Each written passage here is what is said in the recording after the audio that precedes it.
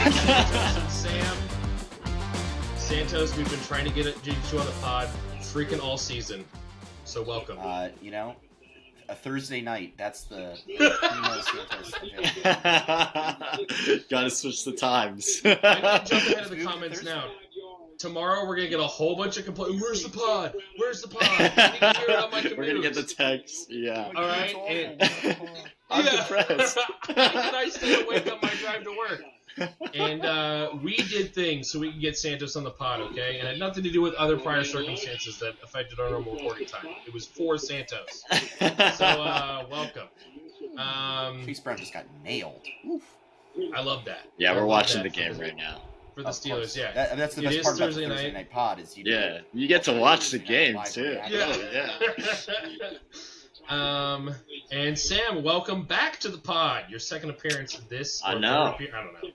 Thank you for having me. It's always great. It's always so fun. Whenever Justin's out, I guess now I'll When Justin or Luke are out, we bring in Sam. Yeah, exactly. The backup. So welcome. So let's dive right in, not to the rankings, but to some roster movements that happened. And I would love to hear you guys' opinions on them because I think that there are varying, just mindsets on a lot of these players. And let's start with the biggest one. Kessler somehow got paid to acquire Davante Adams with draft capital. He sends away Rico Dowdle. So, in totality, it's Rico, 11th and 12th, going to Jacob, and then Kessler picks up Davante Adams, 9th and the 13th, and $6. So, it's the $6 for me. I didn't know this trade had occurred until you just mentioned it. Really? What? I must have missed it in between waivers and stuff or something. Wow. And holy cow! Kessler got away with murder. Talk about... literally today, I was reading a newsletter that said, Rico Dowdle, sell high. This is the peak moment to sell high. And boy, Kessler must have been reading the same article. This is crazy. That's so funny. Yeah, I think that... So, there's a couple things that are kind of alarming. First of all, I believe Chuba Hubbard's playing this week. Yes, he is. Which I think that if Chuba's not playing, you could even make the argument that I need a boom week. Derrick Henry's out. I need this dub. That pushes this trade. But the fact that Hubbard's back, even if you believe that Rico will take over the job, he's not going to single-handedly take it over this week. So you're going to get a half a running back, and you gave away Davante Adams, who is seeing a ginormous uptick in usage with Puka. And I know this isn't the coolest looking play, but right now he's starting, Jacob is starting Jordan Addison in the flex. I think it's a net positive if Davante Adams is in your flex and you're starting Isaiah Pacheco this week. You think? Pacheco in flex? Playing Adams and Pacheco over Dowdle and Addison. Sam, could you turn down the game? I'm happy you're watching it. Turn it down a little bit. Trying to find no, I think you're right. Because we know Hubbard's playing. Yeah. If Rico was solo back there, I think he blows up again. Yeah. Totally. I think for me, it's, obviously with Adams, you have 2 solid weeks. I think from Jacob's mindset, he's just trying to find that RB2 in his mindset without having, with having Henry on bye now. I think that was kind of his mindset when he was going into this trade. I know I was texting him a little bit, after he made the trade, because we were already talking with ours, which we'll get to. But I know with him, he was just I don't feel comfortable or confident with Pacheco in my RB2 slot. So I think he was trying to find that solution to Henry being on bye, kind of feeling like he needs, a startable running back this week, almost feeling like he needs, some good play this week. But I definitely think selling Adams, when he got, I think he had a 34% target share this past week, which is massive. I mean, obviously with Puka, Puka's going to come back and eat. And it's probably going to be 2 weeks. Like, so in some ways, like, his upside is capped for only a 2-week span.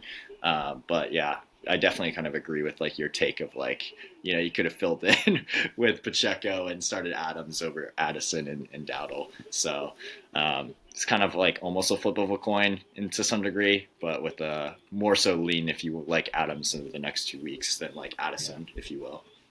Yeah. No, I think that's right. And I think Jacob's in a tough spot this week, right, with Derrick Henry. Mm-hmm. Yeah. Right. And he doesn't want to start Pacheco again. Pacheco hasn't crossed like 8 points, I think, all year. And so you're looking. See, this is what I'm happy about. Like, if the Bengals score and it's Jamar Chase, dude, was that a catch? All good.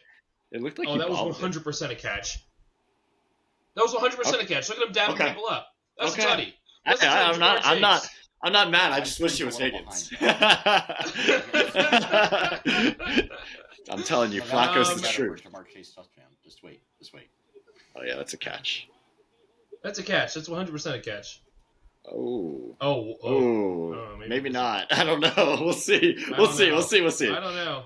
Let me know when I got control right there. In 30 seconds. Yeah, that's crazy. I don't know if that's a catch, but we're gonna play it off like it is. I was about to say the confidence he had standing up. Yeah, he's bobbling I was like, the he caught entire that, time, and then he just dropped it. Just in real time watching that, knowing what was coming, I would say I don't know if that's a catch. Yeah, it doesn't look like it. The more anyways. Sorry. This is what you get. We record on Tuesday. Even if you believe Dowdle's going to be the guy and maybe has better rest of season value, I think maybe you wait for this week. Yeah. In theory, Adams is only going to gain value and Rico's only going to lose value. Yeah. At least you don't know yet. You could wait 1 week just to see what the split is and then be like, all right, based on that. But I could also, and that's maybe why Kestner was like, I need to sell him now, because I'm going to get maximum value. No. Yeah. This was a great move on Kestner's part. Yeah. So, but I could see from like Jacob's perspective of like short term, like, hey, I need a running back. But, maybe from like that perspective, you could have gotten a different running back for Adams. Seeing that Adams also is at a pretty high value for the next 2 weeks. So there's your Chase touchdown. There you go. Oh, wait, there's a flag. Oh, no. Anyway, how many touchdowns does this man have to catch? Good Lord. I know, right? God. All right, let's talk about the other passive decline. All right. Yeah. Gucci. Let's talk about the other Jacob deal. And this is a doozy with you, Sam. So Jacob sends away Patrick Mahomes, Trey Tucker, and a 10th, picks up Jackson Dart, Cortland Sutton, and a 7th. So you're buying Patty Mahomes. And unlike the other deal, I think this one is almost dead even in my eyes. And Santos, I'd love to hear your thoughts before I hear the guy who obviously thinks he's getting the better deal of the trade because he made the trade, right? So, obviously, I think it's a great move on Sam's part to get Mahomes, number one fantasy quarterback. And I think, here's what I think on Jacob's part. He gets a better draft pick, for sure. Sutton is doing very well. Aside from like one bad game, 2 bad weeks now. he's getting the he's getting the targets. Yeah. He's a good receiver. And Jackson Dart, I think there's upside. Totally. There is. And I think there's major upside for Dart. He's a great keeper for next year, I think. So I agree. I think this is a great trade. Trey Tucker, I feel like that's kind of that looks like it's kind of throwing. Yeah, it's kind of throwing. But the more I think about it, it's like, it's more like, I like this for both parties. I think, Sam, you make a huge upgrade at quarterback.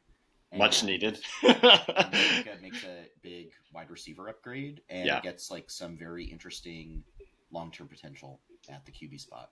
And he starts planning for next year too. So I think it works out all around. All right, Sam, tell us why you won the trade. No, I genuinely think it's fair. And this is what I was talking to Jacob on the phone about. It's like, similar to me and Santos's deal. Like I'm looking to try and make a deal that makes sense for both parties, right? In the sense of like, you need wide receiver. Like it's very clear you need wide receiver. It's very clear I need a quarterback, right? And also, like, my thought process was like I didn't want too many eggs in one basket with having all of the New York Giants offense. Yeah. So like that was hard to root for. It's like, all right, who do I want to succeed? I guess I have to root for both, but I don't really want to. It feels so risky. So in my eyes, I was like, if I'm going to get a quarterback upgrade, it's either like one of the top guys. I was thinking about reaching out to Santos about Allen, or, reaching out to Ben about Hurts, but I didn't really like Hurts. I think Hurts, if he didn't have the tush push, he wouldn't be fantasy relevant at all. And so in my eyes, it was like, I felt like it was Patrick Mahomes. I felt like he was the best fantasy asset right now, of course, because he's quarterback one. And like, I think he's like a top tier quarterback in my eyes this year. Just by the way that offense is rumbling, like their defense sucks. So it's like they're playing from behind. And he's getting Rashee Rice back. So I was like, in my eyes, this makes the most sense for both parties. Like, I offload a Giants asset who I do think I think he's going to be amazing. Like, just his fantasy upside in terms of just rushing. Like, he's rushed more yards, I think, than both Josh Allen and Justin Fields, this year, like, in terms of rushing yards per game. So, like, he has crazy upside from that perspective. But, I have Cam Scatterbo, and I love that guy way more. So I drafted him in Dynasty, and I'm so glad I did. Oh my gosh! Talk about keeper value for next year. Ooh, that's juicy. That's gonna be juicy. This is a side note. Legitimately, I think if the Giants had not started Russell Wilson at the beginning of the year and just gone with Dart, they could be like competitive, because the NFC East right now, wide open. Yeah, it is wide open. Eagles look bad. Cowboys Commanders have been bad. Commanders have been kind of mid. Yeah. But legitimately, there's actually time for the Giants to make a run. It's crazy. They've changed that culture around just from those two guys, and it's very clear that they love him. And we were all worried about Tyrone Tracy cutting into that workload, and it was like he had his highest snap share of the year. It was like, okay, it's very clear that this is the guy. I love all the pick. Don't celebrate that. Don't do that. I love all the Brian Daboll memes. Like Daboll looks at Jackson Dart. One of these days we're gonna pull over and he's gonna be, like, kissing his forehead. Like, I love that. Oh so my funny. Gosh. Oh yeah, I saw the meme. It was like Russell Wilson throws one throw, and Brian Daboll's chewing out the medical guy. I'm like, where's Jackson Dart? Get him in the game. I don't care if he has a concussion.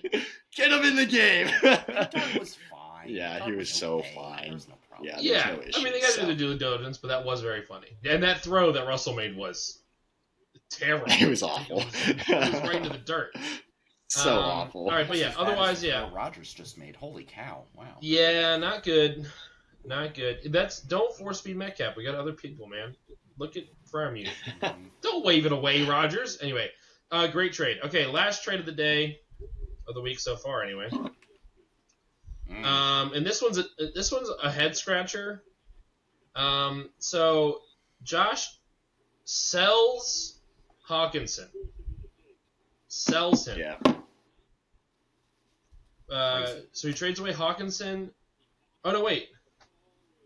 No, he sells. No. Josh buys Kelsey. Josh bought buys Kelsey. Yeah. Josh buys Kelsey. So he sends away Hawkinson in the 7th and picks up Travis Kelsey in 11th. And Ben also gets $5 FAAB. To me, I guess Hawkinson is a lower player, but I don't see Kelsey as a tight end I'm targeting. No.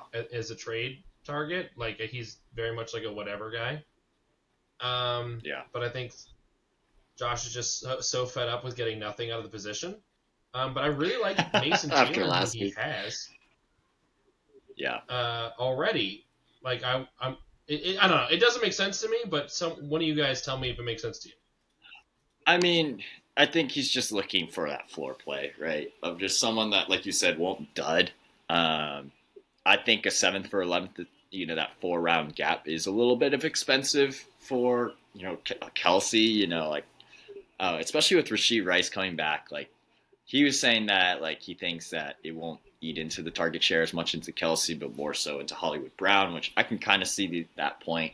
And, Sure. like, the Chiefs offense is good, but it's like, you're not going to get more than 10 points out of this. It's like, and in my eyes, it's like, you might as well just play the waiver wire at that point. Like, I feel like you don't have to pay a pick, to get a tight end that, is a floor play. Like, if I'm going to get an elite tight end, I'm going to get like one of the top 3 or top 4 guys, right? I'm not really interested in paying a pick for a mid-tier tight end that's really I could just pick up for $5 at FAAB or even less, right?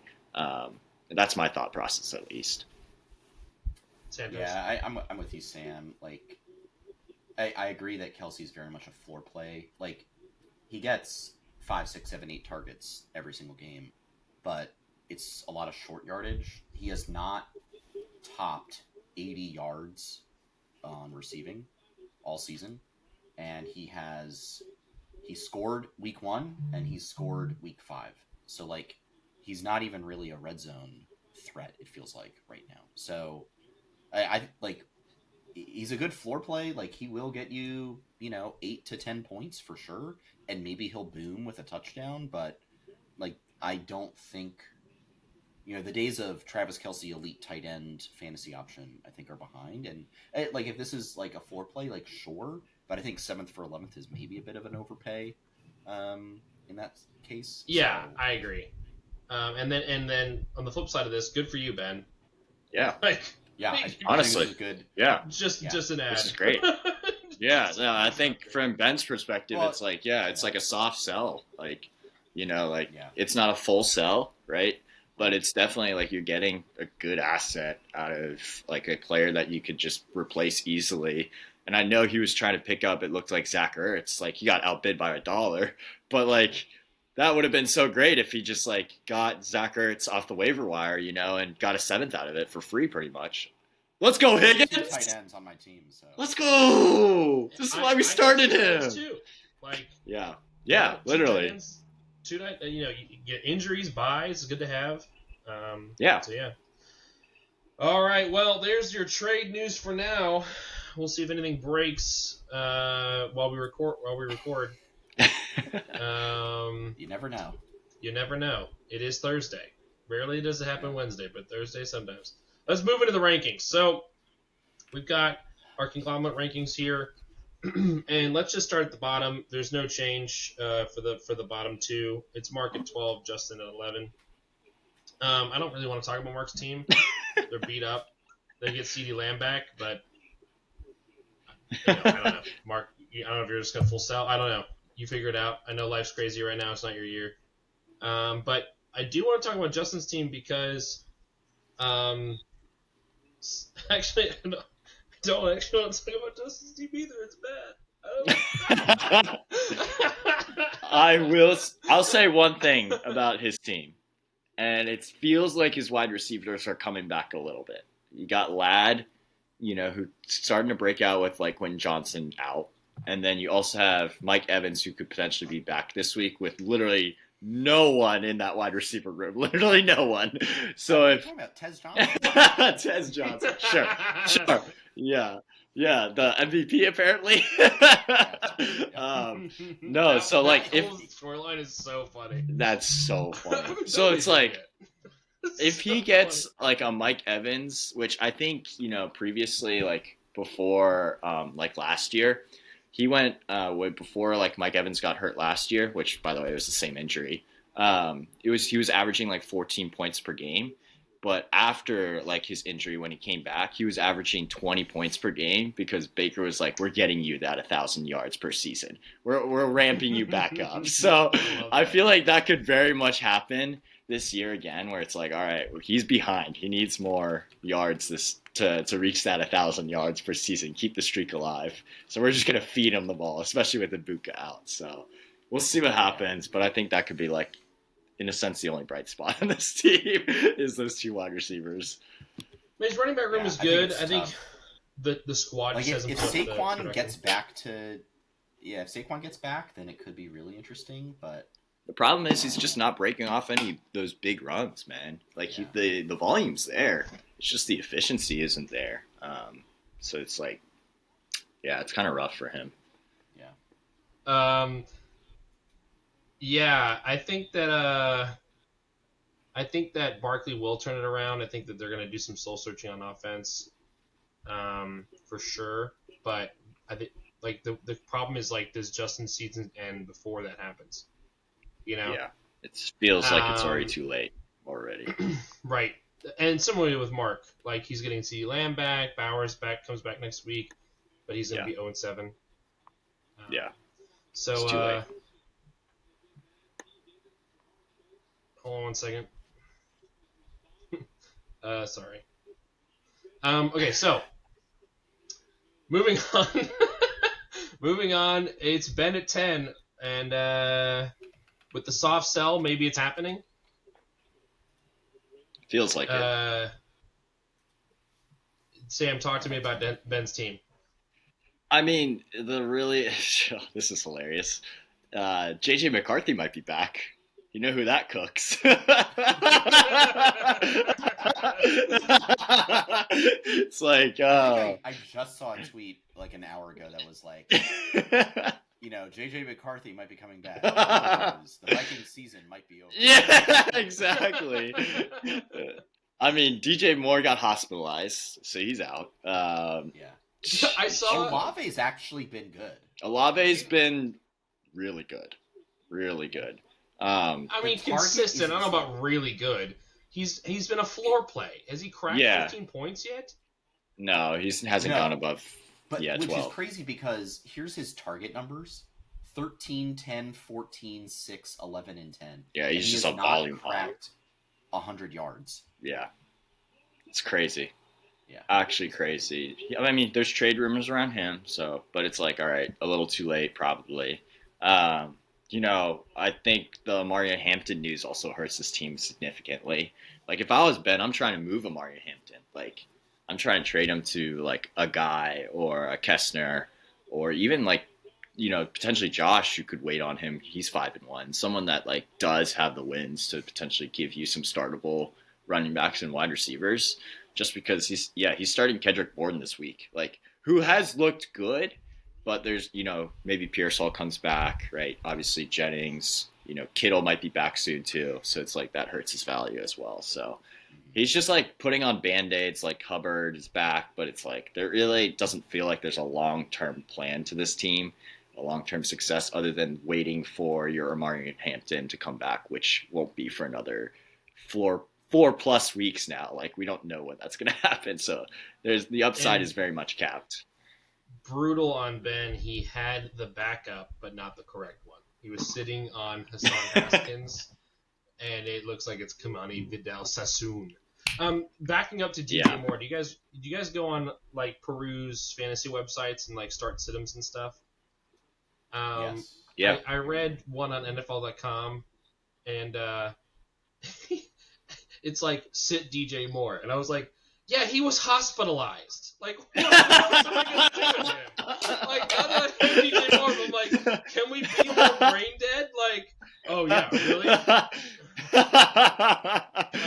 Oh, my gosh. That's too good. Yeah, so, yeah, I don't know. But he's probably going to get a win this week because he's playing Mark this week. So, like... He's going to be 3-4.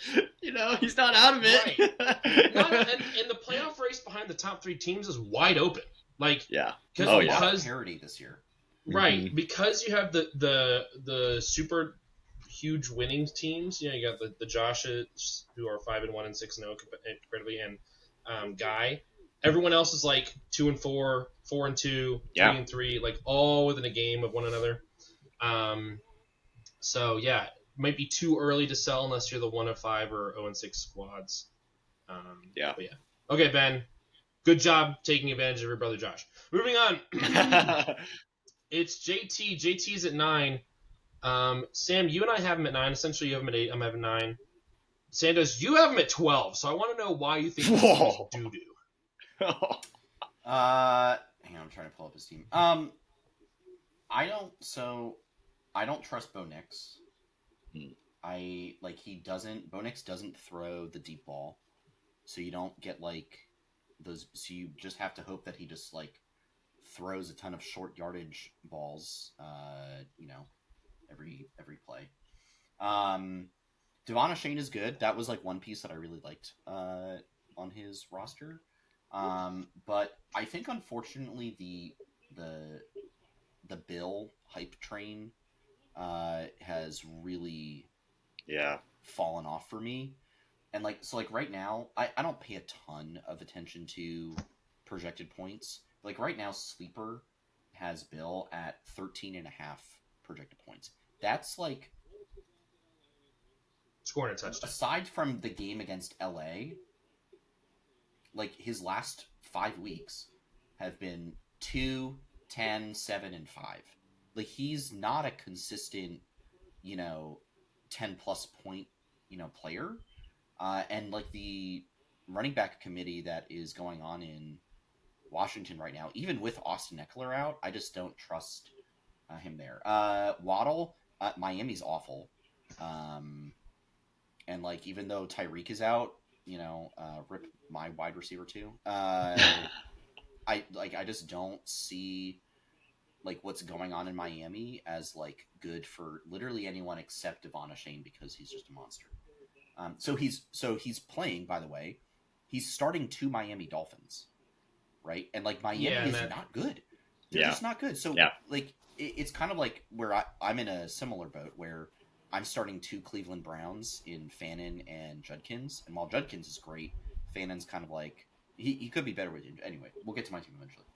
AJ Brown has been awful for fantasy, obviously, and like the vibes in Philly seem terrible too.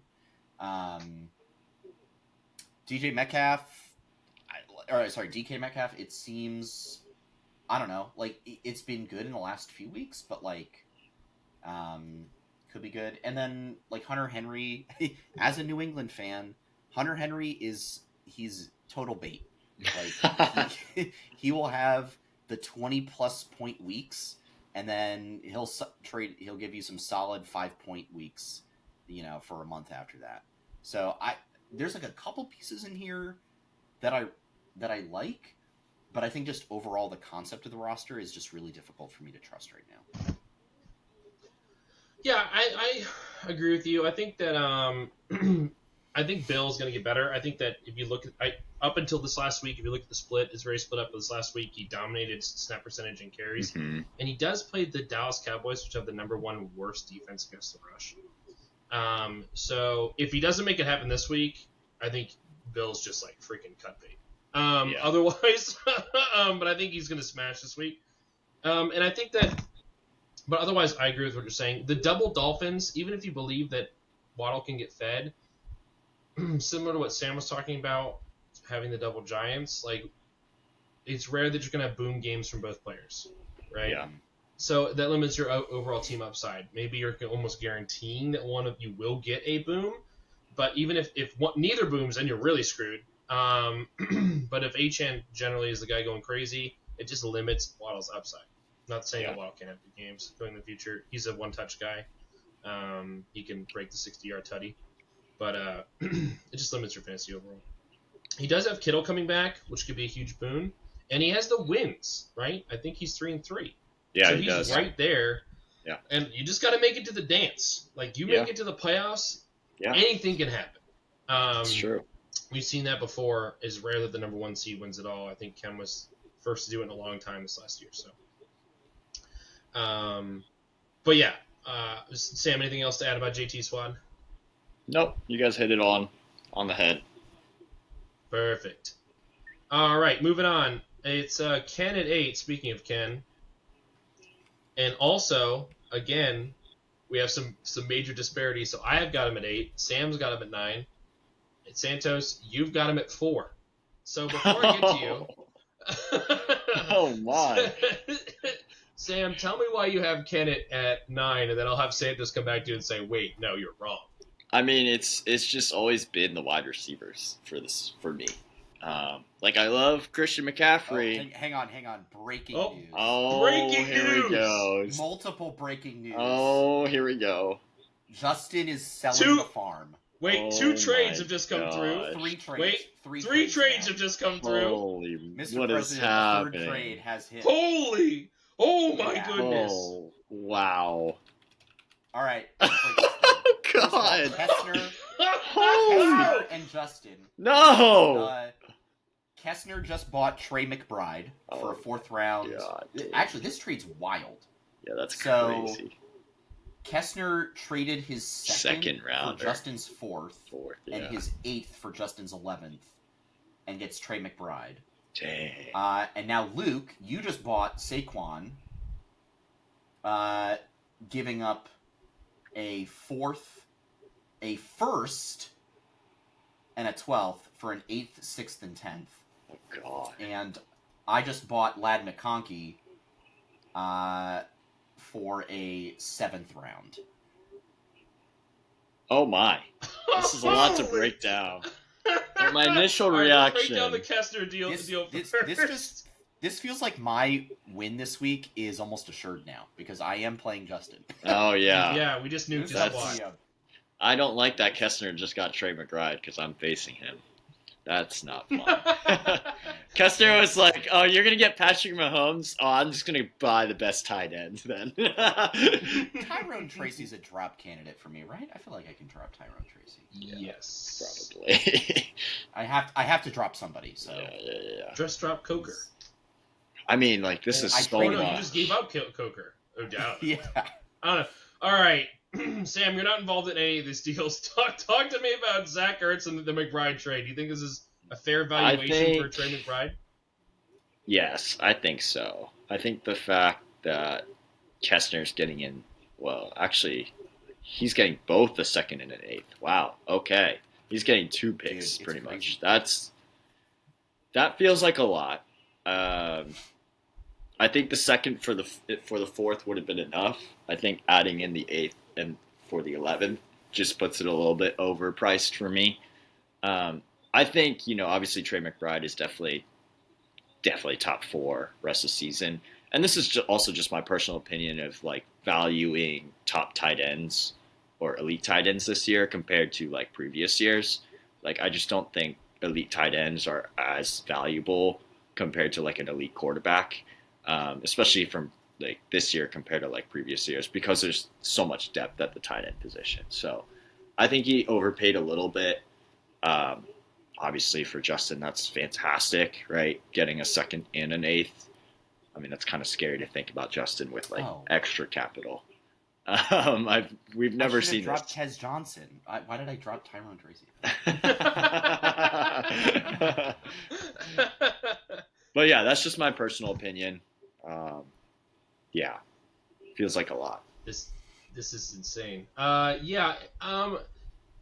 think that I agree with you. I think just raw valuation, maybe he overpaid. But what I really like about this deal for Kessner is it's like a hole in the roster. Like, he was getting good production out of Dalton Kincaid, don't get me wrong. And I think Kincaid was becoming more of a consistent part, maybe the only consistent pass catcher on the Bills. But still had that, like, I don't really want to play him. At any moment this could dry up, and then you're sitting there, whereas McBride's like guaranteed top-end production, top 3 tight end. Yeah. And so I think that's worth kind of paying the extra tax for hopefully a championship roster. Yeah. He's just playing more into the narrative, though. It's every other year, man. Like, jeez, can you do it that much more? Like, we know it. Like, we knew it was a pattern, but jeez, man. Totally fine making this trade because he's slowly, quietly been accruing draft capital this year. Like, so a drop in 2 to 4 is whatever, but the 8th for 11th, I think he has like 2 extra 7s. So it's does he? Who cares? Yeah. Oh, wow. So I like this trade for Kessner. I think we all got the text from Justin saying, "Hey, I'm selling the farm." Yeah. And he asked if I wanted McBride. Obviously, I love McBride. And when he told me he was asking for McBride, I was like, I can't pay that. I just can't pay that. Yeah. I can talk to you about he also asked me if I wanted McBride. Mm-hmm. Right. He was asking and I everyone. said he wanted asked if I competition. wanted McBride or McConkey, and I said I'd rather have McConkey right now. Mm. So Right. So there's that deal. All right. Let's talk about. We'll save the big chungus for last. So let's talk about McConkey Coker. This is kind of. I like the stakes on this one. Santos, I don't feel like you're giving up a lot for potential breakout incoming if Huge stays off the field. Talk to me about it. Yeah, like here's the deal. Like I love Lad. Oh boy. Oh my gosh. Stop. Oh, no. This This is the greatest podcast- episode of all time. I'm so glad I'm here. This is I'm so crazy. glad I'm here for this. Let's see what it is. Wow. Special guest episode. Oh my gosh. The You're welcome. mastermind himself. Wow. Wheeling and we were- dealing. We were just Don't say that I've never done anything for this pod. Okay. content. We were just talking to Santos about his half of your trade. So Justin, what we're gonna do? We're gonna finish hearing his half. I'm gonna talk about why my trade with you made sense for me, and then I want to hear you on everybody. Mm-hmm. Okay, does that work? Sure. Okay. Go ahead, Santos. So I'm just like a huge fan of Lad in general. He was amazing last year. Obviously, huge breakout rookie year. I think like there was a little bit of a struggle, at the start of the year, especially with the huge breakout. But Johnson's a player that I've always seen as like he's very like he has those flashes. And I'm taking the gamble that he is not going to be as good when he comes back, and that Lad is going to return to being the top target for Herbert. Because the fact of the matter is that Lad has been on the field a ton. Like he's not his snap percentage has not been crazy low. He's still getting a very consistent amount of targets. He had one, bad week against the Giants where he only caught 1 out of 6 balls. That's not going to happen. And he's been, a decent play pretty much every week. Like, I think he might be a little touchdown dependent. But when I've got a guy like Amon Ra as my wide receiver 1, like, I kind of need a little bit of a boomer bust guy. And I feel like Lad right now feels like a better play than a Zay Flowers, perchance, who is on my bench this week due to the bye. So I like picking up Lad. I was glad that he was available. I still think my team has holes, but I think this helped me definitely this week, especially because Justin just traded away his entire team. Free wins. I'll take that dub, but yeah, Josh that's kind of just my sent a thoughts on it. really funny GIF in the chat. He's Oh, like, that's I'd be good. like, with the. Oh, I like that. Yeah. So I agree with you. I think the target share has always been there or there's some weird metrics around Lad. Like he's been the first read target for almost the entire season, but teams have been doubling him. So that's why Huge has been so good because he's been the second and third read, and then he's open. So I don't know if Huge will has turn been into a gone pumpkin. the last couple weeks, and Lad has popped off. So riddle me that, Batman. So Oh no, you're right. I mean, I don't know. Herbert, freaking throw Lad McConkey the ball. He's a good football player. Just don't do it next week when I play Santos. So yeah, exciting stuff. I just traded away my first overall pick next year, and my 4th, and I got back something. I forget. It's all blur. I got back some draft capital, and I got back Saquon Barkley, and this is a straight up buy, gentlemen. Didn't send any players back. Said I want to buy Barkley. How much will it cost? Because we're going all the way this year. But also it gives me flexibility because now I feel like I have a couple weeks before the trade deadline and I can really start making some splashes.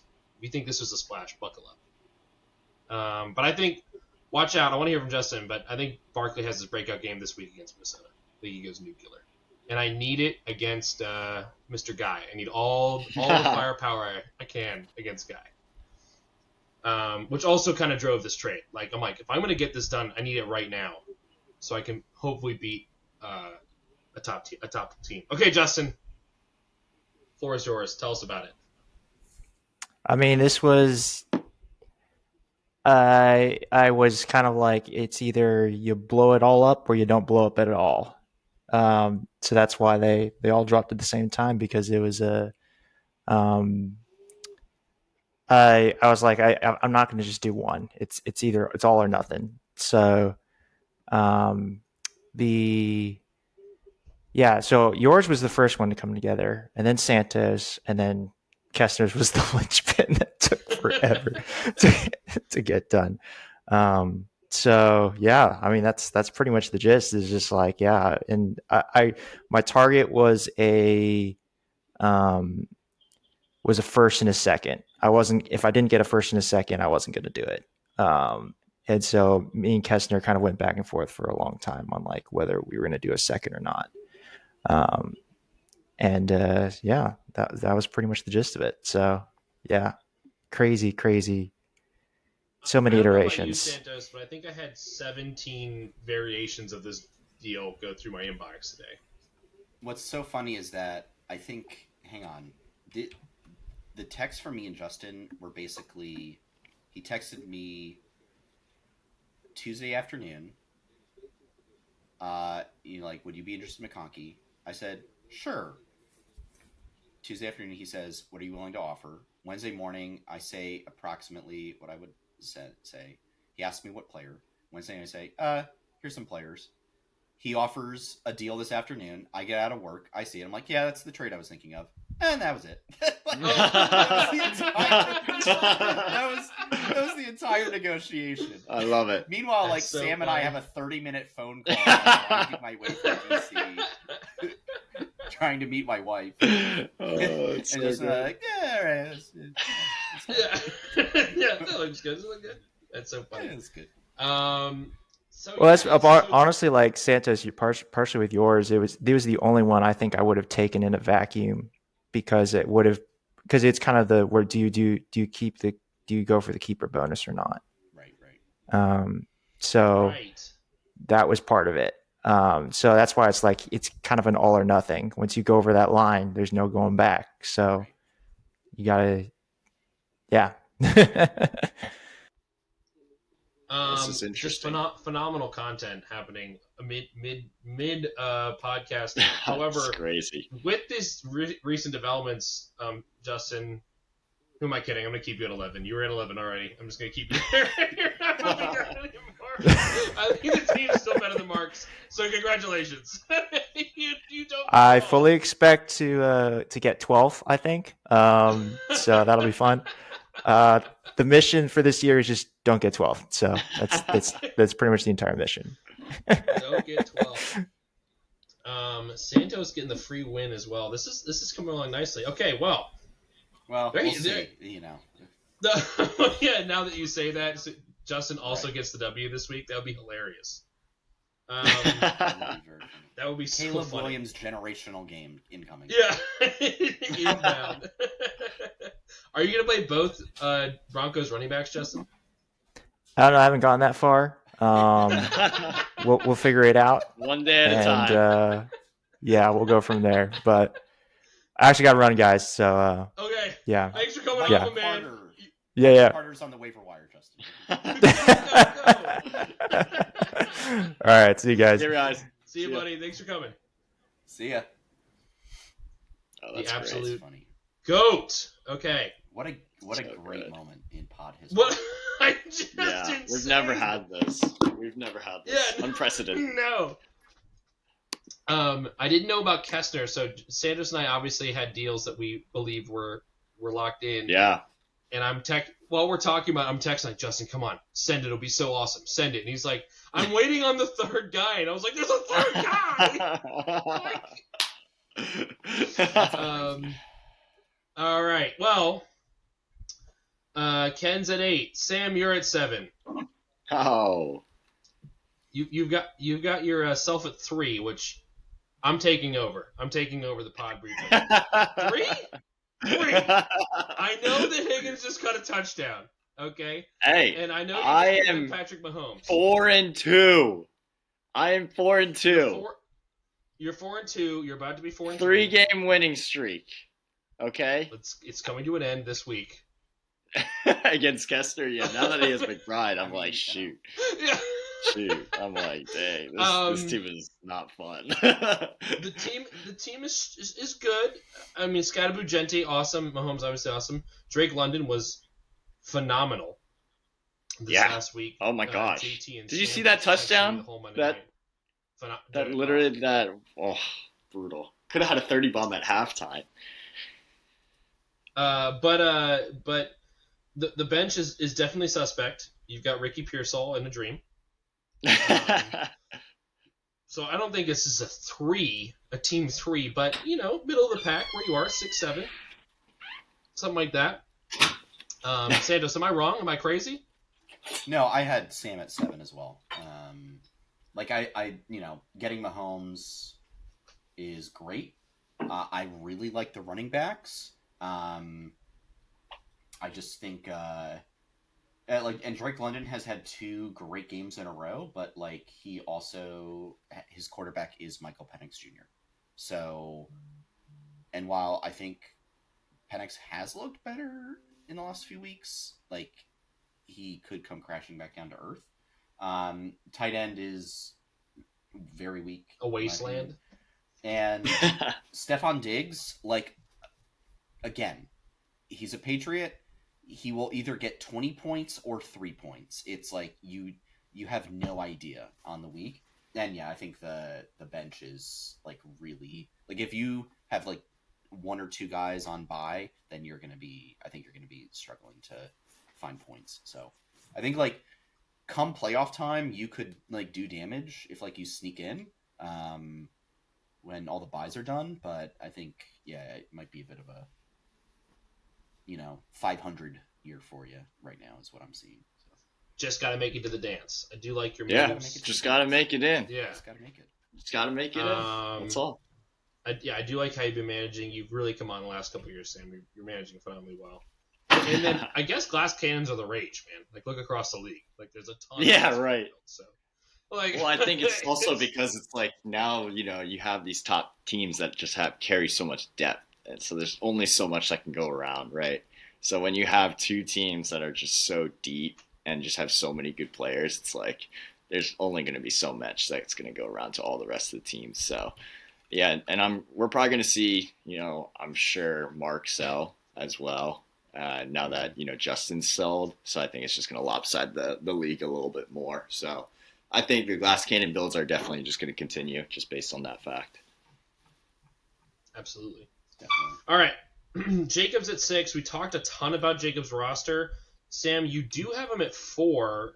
Did you find his moves overall? And that would be a change of 0 for Sam or for Jacob. Sam, you did move up 1 in the rankings. And Ken moved down 3. Those are the only changes so far. Do you really think that he's the 4th best team? Obviously, when you made these rankings... Obviously, I didn't know that all these trades would happen. Right, but even without that information... Who's 6? So Jacob is 6, but Sam has him at 4. Yeah, I think... I had him at 8, so... Right, I think he got an upgrade at wide receiver. Yeah, sorry. No, good. Oh, I was just going to say, I really like the running backs here. Obviously, with Daddle, that's a big controversy, right?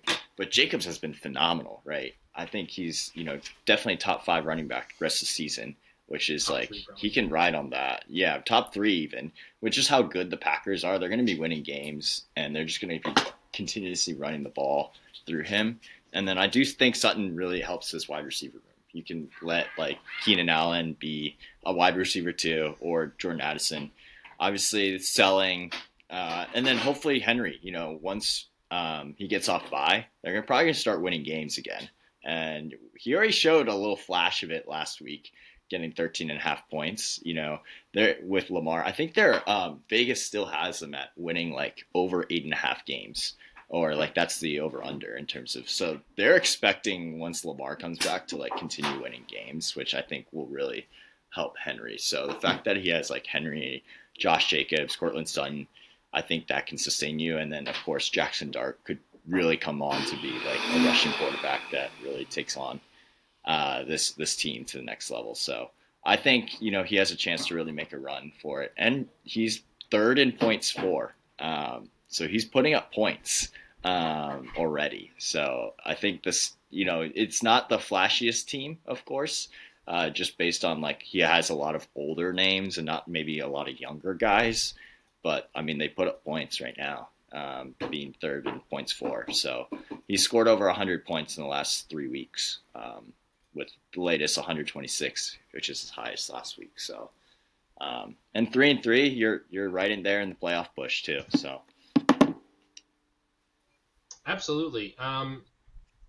Yeah, and we talked about trading away Devontae Adams, but Devontae with Puka in the lineup wasn't really crushing. I guess he was a floor play, so I agree with you. Sutton gives him more explosive firepower in that area. But I think all of these moves really are a bet on Keenan Allen, and Keenan Allen returning to form after a couple of down weeks. And what I like about the moves that Jacobs made, not that I agree with all of them, but they're like hot takes, and like he's playing to his hot takes. Like, I respect that. You know what I mean? Like, he thinks Keenan's coming back. He thinks Zaddle's going to be the dude. Stuff like that. And so, so great managing. I hope it works out for him, but he's here at 6. I'm at 5. You guys have me both at 5. I did rank myself a touch lower than I probably would have put myself before this trade. I have myself at 6. I'd probably move myself up to 5 or 4. But now with a Barkley, I got Kyron, Cook, Barkley, BTJ, Rice, Chase, Dakith, Prescott. Kind of feeling like a stud team. Just got to get some wins now, and it starts this week against a guy. Mm-hmm. Talk to me. What are we thinking? I mean, the Rice is a big bump. Let's be honest. Like, having Rice in this lineup really takes this to the next level. And I think also Kyron Williams, I think he's going to come back down to earth a little bit, just given the fact that his target share has decreased a little bit over week. And probably Corum will come back again. Obviously, Saquon, huge that you could just slot him in as an RB2. Like, that's kind of crazy. That's kind of nuts. But I think Waller has honestly been the biggest surprise for your team, just given the fact that, like, his target share has been so solid and his route participation has been just going up and up and up week over week. So it's like that's been kind of like a gem grab. And obviously, it's the Dolphins, right? But, without Tyreek, it's like, who are they going to throw it to? It's like, you can't throw it to Waddle and Itchin all the time. So, and he's been just a red zone hog. So I think that's also been that's what I'm most excited about Waller. Great he waiver is the red stealer. zone guy. Yeah, he is the red zone guy. When they throw the ball in the red He's zone, been it's to great. Darren Waller. Yeah, exactly. So I think that's been super helpful. But yeah, you got to put it together with wins. Like, if this team can't beat Guy, like, I might be looking at it a little differently. Just being 2-5, Like, I feel like get into playoffs, you got to get at least to 9 wins to be comfortably. And so I agree. You drop to 2-5, with about 7 games left. You're having to win pretty much almost all of them to get into playoffs. So that feels like a stretch almost, if you lose this next game. No, I agree. Yeah. Obviously, this team is like so much better with Barkley, if Barkley like pans out. And like, I think my one concern with trading for Barkley is that, like, I saw a stat that like running backs, like, it was like a historical, like, running backs who had 450 plus touches the year before, like, their production the next year was like off a cliff. And like, there were names on that list like Edgerrin James, like goats of the running back position, who all went for crazy yardage the year before and then just dropped off. And like, I think my concern is that if the Eagles don't put it together, because there's like talk in that camp of like the vibes of being like the 2023 collapse. If they don't put it together, then this might be like the biggest overpay of all time. Yeah, it doesn't pan out. Yeah, it's definitely risky. But I think it's a worthy risk, and like if he starts performing again, like, it's huge for you. Literally, I think the only hole, like, just on name value alone, like, right now, I think the only hole I see is Brian Thomas. Like, he's been good the last couple of weeks, but, like, Jacksonville's kind of weird to me right now. I don't know how I feel about them. T-Law is not, like, he's not a dominant quarterback. So, we'll have to see how Brian Thomas works out. And then you do have James Cook on the bench, which is crazy. I mean, you could basically play James Cook in your flex over Brian Thomas, probably. Yeah. But I think, like, beyond that, I don't love the bench. Well, I have handcuffs. It's like my fourth receiver, who's not exciting, my fourth running back, who's DeAndre Swift, and then handcuffs. So. Which, I mean, Swift looked great last week. I just gotta win. Just gotta win, baby. You have. All right. I'm looking at your picks. You have 4 10th round picks. I know. I've been slowly collecting them. Part of this trade, I was like, I want your 10th, Justin, for no reason. I just want it. Yeah. I want to just pick gets the all whole the 10th round. rounders. Yeah. Wouldn't that be hilarious? That's pretty good. That's pretty good. Maybe not the whole 10th. That'd be my entire team, but, a good chunk of it. Okay. All right. Moving on. And it's Santos, you're at 4. I have you at 4. And I'm kind of interested. You, post-trade, put yourself at 6. Yeah. I did. So... Yeah, I mean, I think Ladd really helps. I think I'm going to have some interesting start-sit questions in the flex between my running backs and McConkey and Zay Flowers and if Chris Godwin gets healthy. So I think, you look at my bench and you're like, there's no running back depth here. But that's because my 3 running backs are all starting this week. And they're all, worthy RB2 kind of plays. Judkins can have RB1 level weeks. Yeah, I think, like, ETN has come back down to earth in the last couple weeks, which is a little concerning. But I think that was just because he played Kansas City and Seattle, 2 very good teams. And so, like, he's got a slate coming up. Like, I'm looking at playoffs right now, and he's got, like, Arizona, Tennessee, Indy, and the Jets, like, are all in that, like, 12 to 15 range. And so I feel like, long term, I feel good. So, I've got myself at 6 just because I think the teams that I put above are just better, and I would literally rather have their team. But I think I'll slide into playoffs and then push for top 4. But I think, I'm still looking to make some moves. So we'll see. Yeah, the season is young. We're only week 6. We're only a third of the way through the season. Yeah. Just like that's some perspective, right? Like, yeah, we have 11 games to play, including playoffs. So a lot of fantasy football left to be played. I will say next week, talk about those 9 wins I have to accrue. Part of this deal that it was so imperative to me that I make this deal is next week I play you, Santos. Yeah. And you're down a whole bunch of players to buy. As of right now, you would have to play Jerome Ford or Quinson Junkins. I'm sure you're making moves, so it's not going to be as dire. But and one of these deals was like, I can't let Santos get Barkley. Like, I was like, I can't let him have it. Yeah. I need to get this done. That's good. So yeah. Take out the competition. I had you at 4 because of the glass cannon builds. I like yours the most. I love Amon-Ra. I love Quinton Junkins. I love Josh Allen. I love Travis Etienne as an RB2. I love how David Montgomery can be like 40 points or nothing. Like, I love the explosiveness of your starting roster, even if I don't like your bench at all. And so that's why I had you at 4, because I was like, if I was going to run a glass cannon, not having Puka, it'd be this one. Well, here's like, this is legit truth, and anyone who's listening to the pod right now, I'm starting Drake May this week. After this week, it's back to Josh Allen, right? I don't need Drake May anymore. Yeah, it's true. So if you are in desperate need of a current QB6, Keeper too. Who Keeper too. Yeah. That's true. I'm open.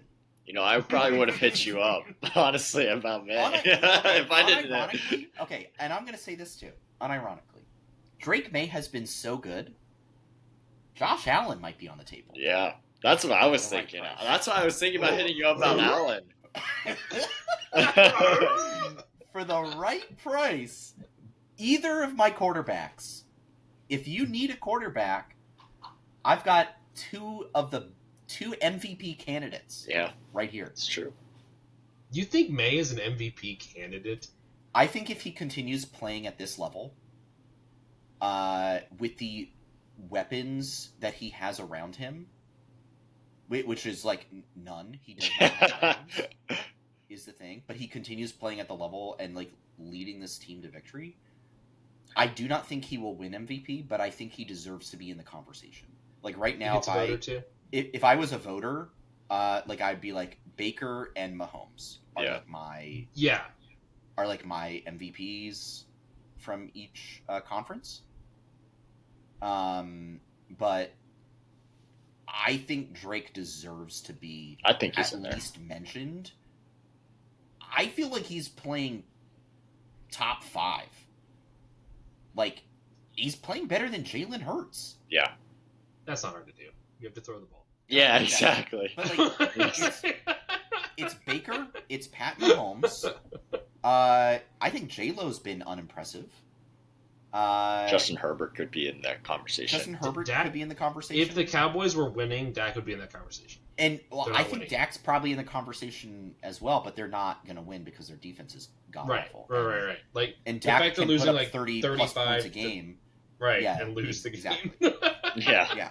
It's like, I don't know if either of you guys follow baseball at all, but like back when Shohei Ohtani was on the Angels and with Mike Trout, the memes would be like, Mike Trout hit 2 home runs and Shohei Ohtani drove in, 4, and the Angels lost 13-7. It's like you have 2 generational Hall of Fame players on your team and you can't win a freaking game. Yeah, literally. So true. I mean, May is playing really good ball, and funny enough, both May and Allen are playing such good ball. You talking about MVP caliber, they're spreading the ball around so much it's hard to pick a pass catcher for fantasy. But ultimately, that's what you want at your quarterback. Like for real life football, you want the guy who's open to get the ball. They make the right reads. Yep. Right, exactly. So, Well, there you go. Sandra's at 4. No change for you. No change for Josh, who's at 3. Although I've got him at 3. Sandra's got him at 3. And Sam, you've got Josh at 7. So I haven't heard from you in a while. I mean, tell me. I just don't. I've never been super high on this team. And it's for this reason that we just saw this past week. That you lose your 2 best wide receivers, you lose a couple key guys, and like this is what a glass cannon build is, right? Like you lose your top 2 guys, your top 2 wide receivers, and now you're stuck with picking between Alec Iomanor, Cooper Kupp, Woody Marks, or Mason Taylor in the flex. How can we say that's a top 3 team when you're picking between those players to play? And yes, you're 5-1. You have time for them to come back. Sure, that's fine. But what happens when you're 5-3? And your team is now facing who does he play in week 9 after that, or week 10? While you look that up, I'll say the reason I have him at 3. Okay, he plays more. Maybe similar. Yeah, he's already played Kessner, right? Didn't he just lose to Kessner? No, he just lost to you, Santos. Yeah. So he hasn't played Kessner yet. So he has Guy and Kessner left. Yeah, he still has Guy. But they're not immediate right in front of him. And right. Ibuka and Puka are not long-term injuries.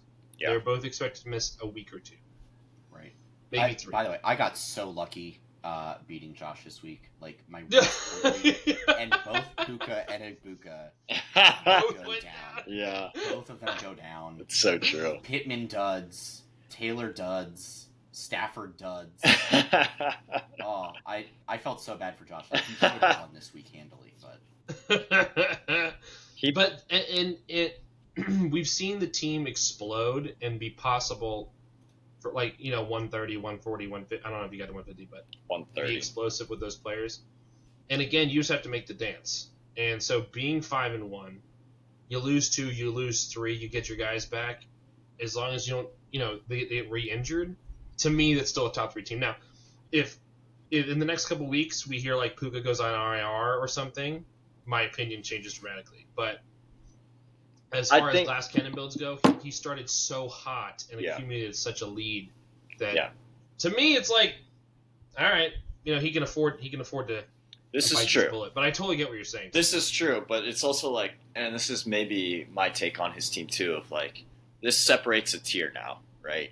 Of the top 2 and absolutely the buys and making a run for the bye to now just scraping into the playoffs and being a wild card team and potentially getting bounced first round. So you could make the argument that now Josh goes from being a bye candidate, and in the running with Kessner and Guy, the top 2 teams, to now being in the middle of the pack with all these other teams that you could make a flip of the coin between 7th and 3rd, right?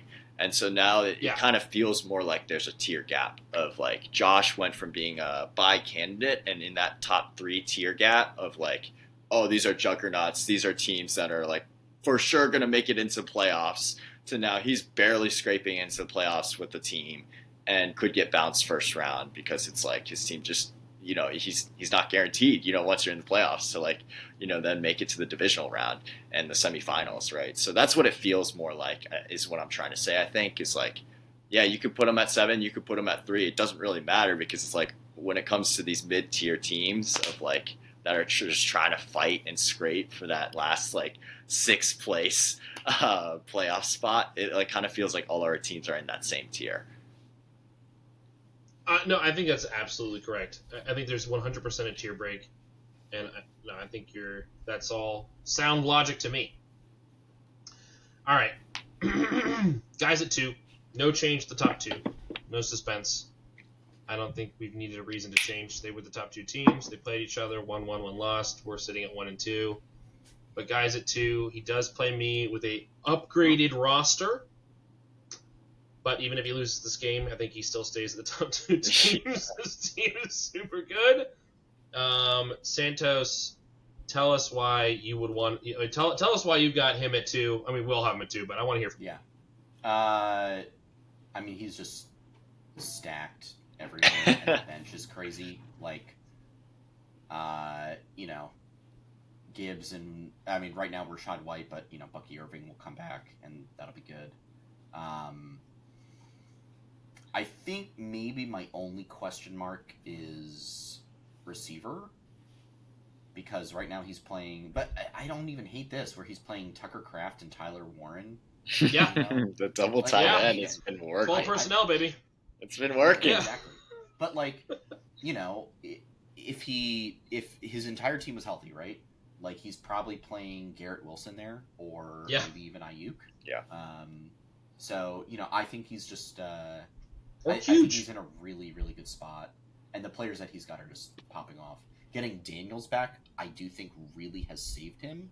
That Daniels wasn't more severely injured, but Goff was very serviceable, I think, in those couple weeks. So actually, that's not true at all. Goff had 12 points. I looked at the wrong numbers. But yeah. I think unironically, Daniels might be the number 1 quarterback this week just because Dallas defense is terrible. But if you wanted to play Goff, this is a week to do it. Soft pass defense and at home, Goff eats. I almost played JMO for the boom. Wow. And this is the worst week for that for me, because I'm playing Justin and I have him on Raw. But am I even going to do this? Right. Yeah. Exactly. This is not the week that I need the 40-point game from him on Raw. Right. You don't need it. It does happen once a year. I don't need it this week. But yeah. All right. And JSN's top 5 receiver, top 3 receiver. He could be number 1 overall. like by end of year. He's so good. He He's does so everything too. Like he's a 50-50 guy. He's over your middle. He does the deep ball. And they're just He's feeding ridiculous. him. Why wouldn't you? I know, He's right? so good. Exactly. It's like the Puka. He is better Yeah. than Puka right now. Right? Yeah, because he's healthy. He's healthy. All right, and yeah. then Kessler's at number 1, and maybe solidifies that number 1 spot with the McBride acquisition, with the Devontae Adams acquisition. We made jokes about this team being a glassish cannon to start the year. It's not anymore. No, it's crazy. It's a crazy He's got depth. roster. He needs a little more running back help, I guess. He doesn't need it though. No. Like, if you're looking at a hole, that's the hole. But Kessler is managing out of his mind. Yeah, like Jordan Mason might take a hit when Aaron Jones comes back, maybe. And then Kenny Walker has Seattle's running backs have not been great, but who cares when you have Bijan Robinson? Yeah. Right. And he's going to get Lamar back. Yeah, and, Lamar's going to do fresh that. off the bye, fully healthy.